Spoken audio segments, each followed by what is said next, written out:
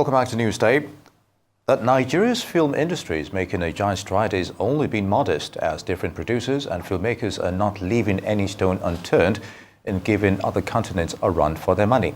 After witnessed blockbusters such as Jagun Jagun, Breath of Life, Gangs of Lagos, A Tribe Called Judah, Afamefuna has joined the train X-raying the apprenticeship system embraced by the Igbos, serving as a means to impart entrepreneurial skills.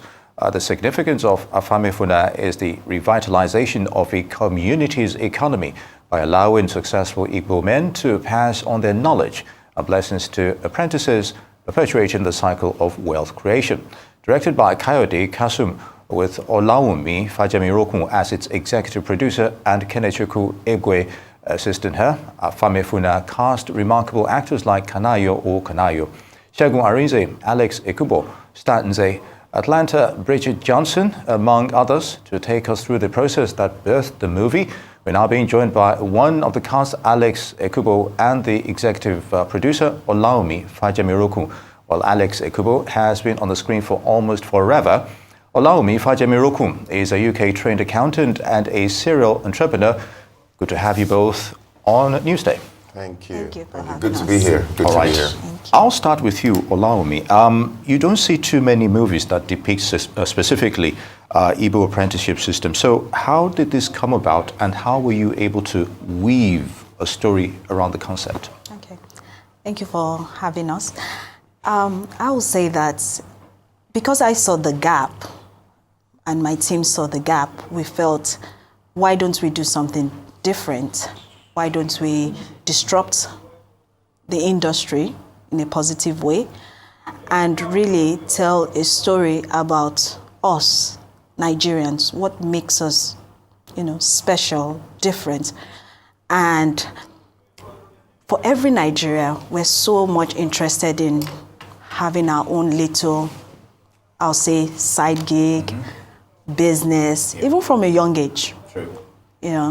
I started my own buying and selling from secondary school. So it's just so much in our blood. And I feel that the informal structure has been, the Igbos have done it so beautifully. So as a businesswoman, I'm always so interested in learning on, how do you become successful at your own small business.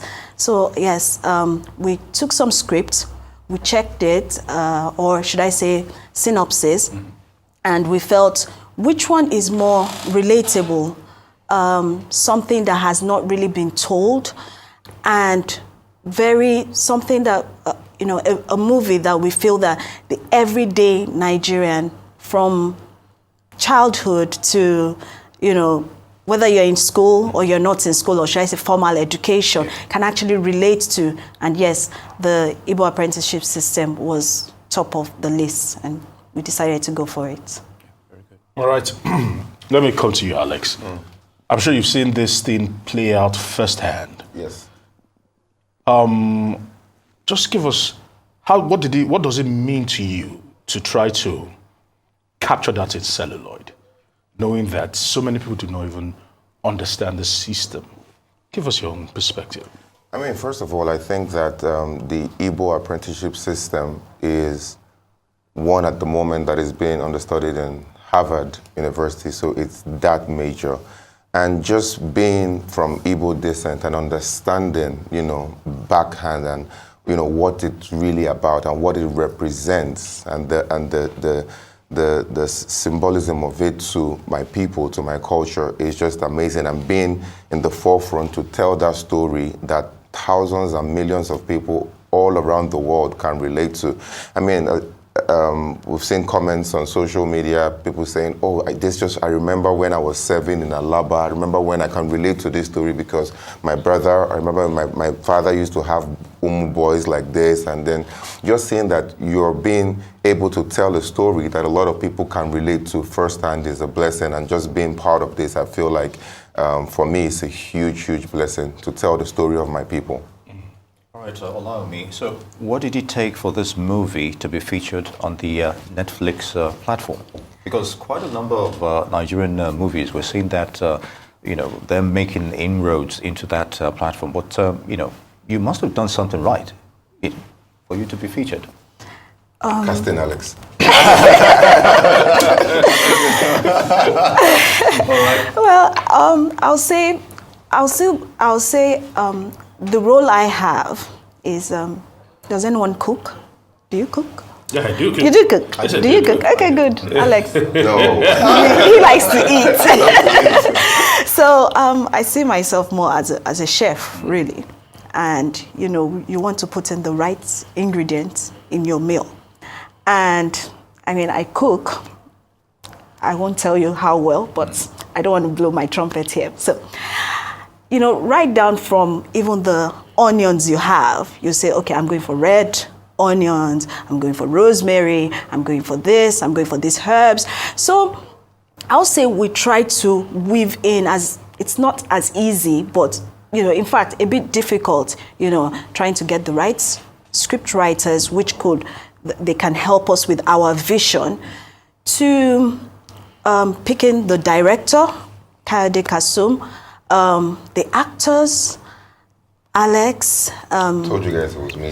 Stan, Atlanta, KOK, which I kept on telling Kayode, please, he has to be the patriarch. He has to tell us a lot about the Nwa Boy system. Yeah. Segun Arinze, the gaffer, behind the screen. So we just had to pick. It took a while to actually put that ensemble, and the production team, we were working tirelessly to do that.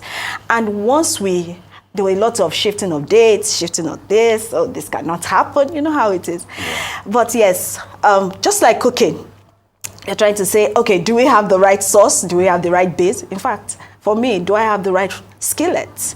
So, and obviously within scarce means as well. Yeah. So I think once we had that, first with the writing, went back and forth, what do we do here? What do we, to all of those things, we felt, okay, I think we have the right combination. Hopefully, God on our side, Netflix will pick it. And they had shown interest for a while. So I know that we're sure we had something good going, So, right. Yeah. All right, of course, you've mentioned that it is actually star-studded. And I want to come to you, Alexx, because Kanayo. You mentioned Staninze, Segun Arinze, yes, Atlanta, and the rest of them. How did you draw your inspiration is my own big question. Because it's one thing to know about a system. It's one thing to have read about a system. But when you want to do a little bit of method acting, as some people will call it, you have to infuse yourself into the role. So how did you and the rest of the cast put themselves in that frame of mind to tell a story like this? Because you guys are actors. You guys have never probably, I don't know about you, but going there and actually grinding it out on a day-to-day basis. How did you prepare for a role like this? Yeah, thank you, Aaron. You see, it's one thing to act a fictitious character just out of the blue, or you're this or that, but it's one thing to act a story that a lot of people can relate to and say, oh, so you have to worry about, am I doing it right? Am I getting it right? Is this the right mannerism? Is this how an Nwa boy would think? So people don't see you, they see the character. I'll give kudos to the executive producer for setting up a pretty wonderful team, from the director, the production company, Come On Nigeria. They were really hands-on. They created an enabling environment. They got an Igbo expert to sit with us, to work with us. We trained, we rehearsed for weeks before set. We got on set. We had to do a lot of research to put ourselves in there, to feel like, how would an Nwa boy think? How would an Nwa boy at this point, how would they relate? So we had a lot of character modeling after people to see, okay, you asked a personal question. So I had to do a lot of research. I called a few people I'd known, because I unfortunately didn't go through that system. I had to ask and say, okay, what did you go through? What were your high moments? What were your low moments? What are those things that people don't talk about that they will get to, you can get to bring out. And one of the research materials that I used, he said to me, he said, the pain, you can imagine the pain of serving your boss for 10 years or 8 years, and when you're about to be settled, and that is all you have lived your life for, that moment, they don't settle you. And people get to see that pain, that moment where they tell us to go get the materials for settlement, and then we get to the house, and I'm excited because I'm the older Uma boy, you know, and I'm there with him, and they ask him to get the cola nut from me and the drink. That betrayal, that hurts, is just, you know, it just came from a personal story that someone told me, and how he felt and how he lived. He's still living and dealing with that pain, and how that has affected him and his family all his life.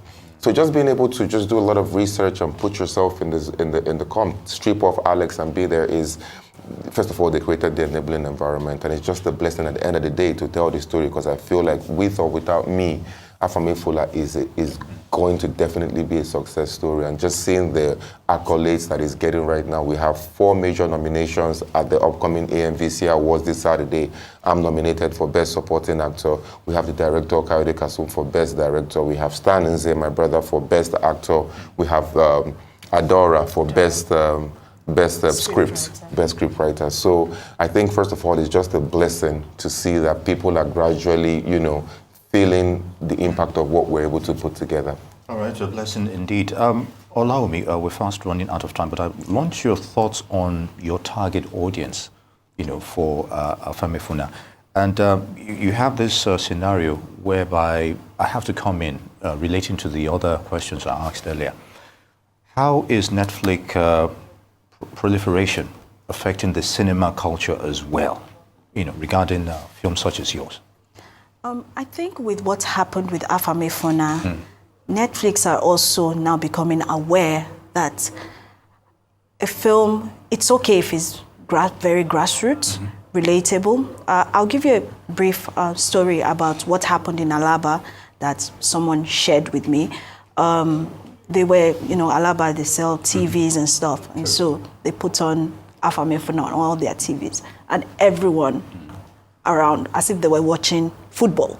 They all gathered around and they're all watching, saying, this is us. This is, wow, we can relate. Yeah. So going back to the target audience, we are going from, you want to be a budding entrepreneur, you know, are you in formal or informal education, young, old?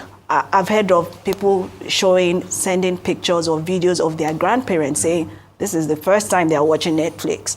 I know of someone that lives in America, and the dad, actually, for Afamefuna, she did like a grand opening night in her house in Chicago. And then when everyone spoke to me, I was like, oh my goodness, this is so nice. You know, and the dad told her privately, how do I watch this Afamefuna again? He's never watched Netflix.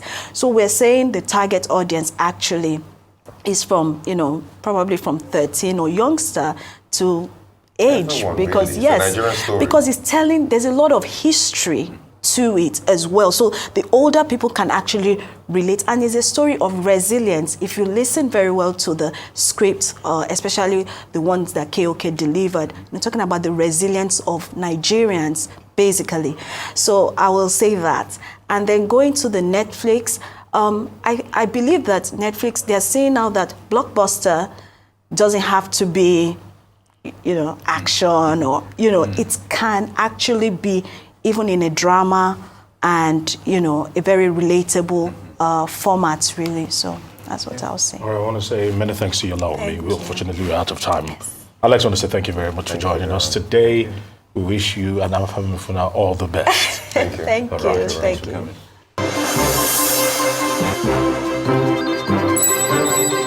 you.